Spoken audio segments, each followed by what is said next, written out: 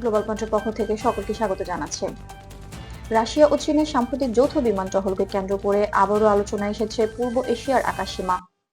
আপনার সংগ্রহ করা তথ্য অনুযায়ী জাপান সাগর, পূর্ব চীন সাগর এবং প্রশান্ত মহাসাগরের উপর দিয়ে প্রায় 8 ঘন্টা ধরে টহল দিয়েছে দুই দেশের বোমারু ও যুদ্ধ বিমান।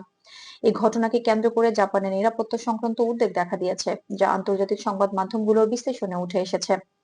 রয়টার্স, এপি নিউজ এবং বিবিসি সহ একাধিক গবেষণামূলক প্রতিবেদনে বলা হয়েছে এটি ছিল চীন ও রাশিয়ার বার্ষিক যৌথ মহড়ার অংশ, যা দুই দেশের প্রতিরক্ষা সহযোগিতা দীর্ঘদিন ধরেই চলে আসছে। জাপানের প্রতিরক্ষা মন্ত্রণালয় জানায় টহল বিমানগুলো জাপানের আকাশ সীমায় প্রবেশ করেনি, বরং তারা উড়েছে এয়ার ডিফেন্স আইডেন্টিফিকেশন জোন বা এডিজেড এ, যা আন্তর্জাতিকভাবে নজরদারি অঞ্চল হিসেবে ব্যবহৃত হয়।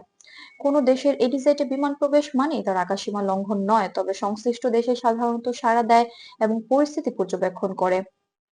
সেই ধারাবাহিকতায় জাপানও নিজস্ব যুদ্ধ বিমান পাঠিয়ে কার্যক্রমটি মনিটর করছে। চীন বলছে এই টহল ছিল নিয়মিত মহড়ার অংশ এবং এটি কোনো নির্দিষ্ট দেশের বিরুদ্ধে নয়। রাশিয়াও একই বার্তা দিয়েছে। দুই দেশই মনে করছে সামরিক সমন্বয় বজায় রাখা এবং আকাশসীমার পরিস্থিতি পর্যবেক্ষণ করাই তাদের উদ্দেশ্য।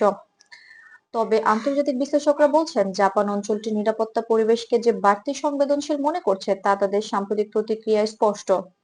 দক্ষিণ কোরিয়াও জানিয়েছে কিছু বিমান তাদের এডিজেড সীমার কাছাকাছি উড়েছে এবং তারাও বিমান পাঠিয়ে পরিস্থিতি পর্যবেক্ষণ করছে।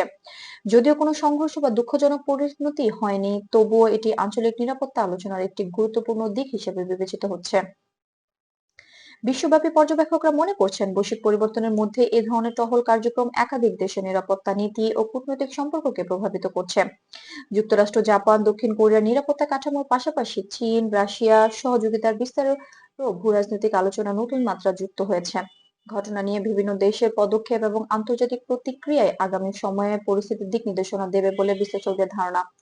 পূর্ব এশিয়ার আকাশসীমাকে কেন্দ্র করে এই অস্বাভাবিক পরিস্থিতি আন্তর্জাতিক পর্যবেক্ষকদের দৃষ্টি আকর্ষণ করেছে এবং এতে আঞ্চলিক নিরাপত্তা নীতির সাম্প্রতিক পরিবর্তনও স্পষ্ট হয়ে উঠেছে।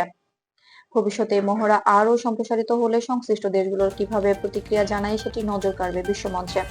গ্লোবাল পয়েন্টের সঙ্গে থাকার জন্য অসংখ্য ধন্যবাদ। নতুন সব আপডেট পেতে চ্যানেলটি সাবস্ক্রাইব করে আমাদের সাথেই থাকুন।